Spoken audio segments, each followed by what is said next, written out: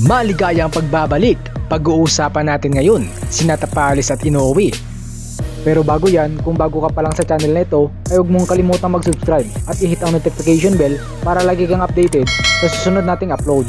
Hindi nga pulingid sa ating kaalaman na dumayo ang ama at coach ng undefeated 4 Division World Champion, Japanese Monster, Naoya Inoue, na si Shingo Inoue, sa public media workout ng ating pambato na si current Unified IBF and WBA Super Bantamweight World Champion, Marlon Tapales kahapon sa bansang Japan.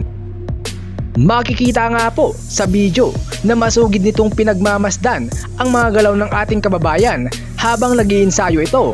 Sinamantala naman po kasi ng ama ni Inoue ang pagkakataon na ito upang pag-aralan ang galaw at lakas ng kamao ng ating manok pagdating sa mitts at heavy bag training.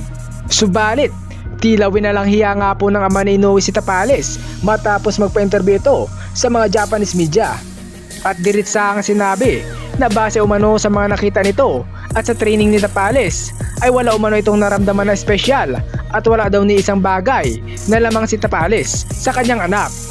Sa madaling salita ay tila sinasabi ng ama ni Inoue dito na lamang daw ang kanyang anak na si Naoya sa lahat ng aspeto ng boxing kumpara sa kay Tapales. Dagdag pa nga nito na mas nakakatakot pa daw ang huling tinalo ng anak nito na si former Unified Super Bantamweight World Champion Stephen Fulton kaysa kay Marlon Tapales.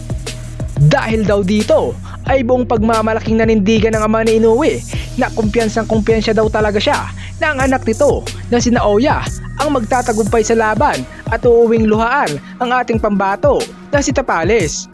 Pahabol pa ni Shingo Inoue na matagal na daw nilang paulit-ulit na pinanood ang mga nakaraang laban ni Tapales at inaasahan niya umano na malaki na ang pinagbago ni Tapales sa mga galawan nito.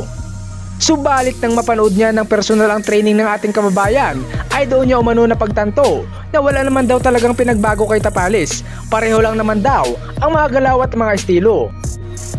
Dahil daw dito, ang kailangan lang umano nilang gawin ay maging maingat si Naoya Inoue at umiwas sa kaliwang kamao ni Tapales.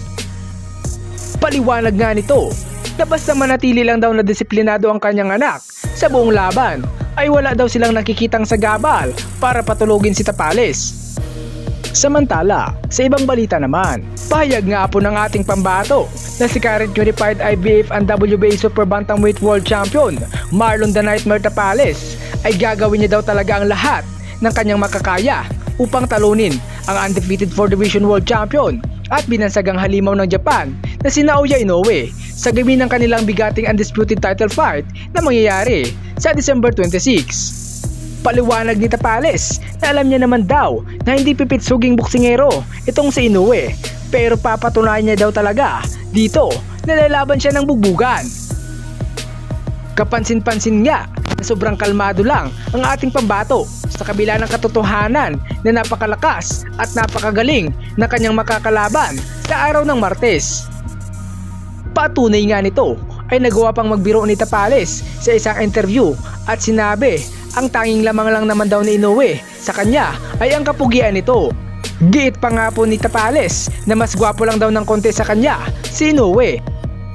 Samantala, ang isa pa nating pambato na si Filipino boxing legend at former 4 Division World Champion Nonito Donaire Jr. ay nagbigay naman ng payo kay Tapales. Sa isa nga pong panayam ay isiniwalat ni Tapales na matapos niyang talunin ang former Unified World Champion Murodjon Akhmadaliev nitong buwan ng Abril lamang ay nakausap niya daw umano si Nonito Donaire. Ayon kay Tapales ay nagkita daw sila sa Top Rank Boxing Gym at dito umano ay pinayuhan siya ni Donaire na wag daw itong masyadong magkukumpiyansa kay Inoue. Sa halip ay mag-ensayo lang daw ito ng mabuti. Maliban dyan ay nagpaalala din daw si Donaire kay Tapales na wag daw nitong ibababa ang kanyang mga kamao. Paliwanag ni Donaire na dapat daw ay panatilihin lang na nakataas ang kamay nang sa ganon ay hindi siya masingitan ng mga suntok na ibabato ng tinaguriang halimaw ng Japan.